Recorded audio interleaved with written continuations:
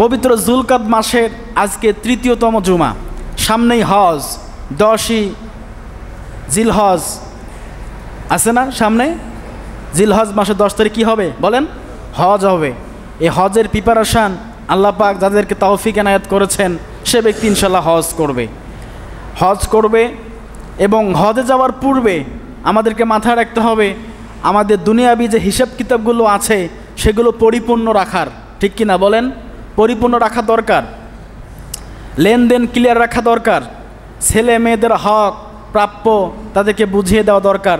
কারণ আপনার মৃত্যু হয়ে গেলে আপনার ছেলে মেয়ে হয়তো আপনার সম্পদ নিয়ে ঝগড়া বিবাদে লিপ্ত হতে পারে, ঠিক কি না বলেন?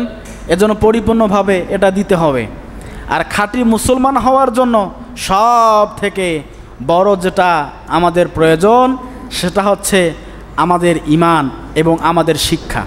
যদি কোনো ব্যক্তি শিক্ষা অর্জন না করে তাহলে সে কিন্তু বুঝতে পারবে না ইসলাম কি। কারণ মক্কার জমিনে আবু জেহেলের নাম ছিল আবুল হাকাম। আবুল হাকাম মানে কি বলেন তো? জ্ঞানী মানুষ, হাকাম জ্ঞানী মানুষ, জ্ঞানী বিচারক। এই আবুল হাকামের নাম আল্লাহ রসুল পরিবর্তন করে দিয়েছে আবু জেহেল। আবু জেহেল রাগ হয়ে গেছে, খেপে গিয়েছে। হ্যাঁ, আমার নাম আবুল হাকাম, আমি জ্ঞানীর পিতা, আমি ন্যায় বিচারক, আমি অনেক জ্ঞানী মানুষ, আর আমার নাম দিয়েছে মোহাম্মদ আবু জেহেল। আবু জেহেল দিয়েছে ওনার নাম। আল্লাহ রসুল তাকে চিনতে পেরেছেন, সে ঈমান আনবে না। কি করবে না বলেন? ঈমান আনবে না।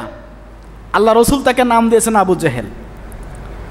তো এজন্য যদি কোনো ব্যক্তি পরিপূর্ণ জ্ঞান অর্জন করতে না পারে তাহলে কিন্তু সে অজ্ঞতা থেকে যাবে এবং ইসলামকে পরিপূর্ণ বুঝতে পারবে না। এর জন্য কিসে অর্জন করা দরকার আছে বলেন?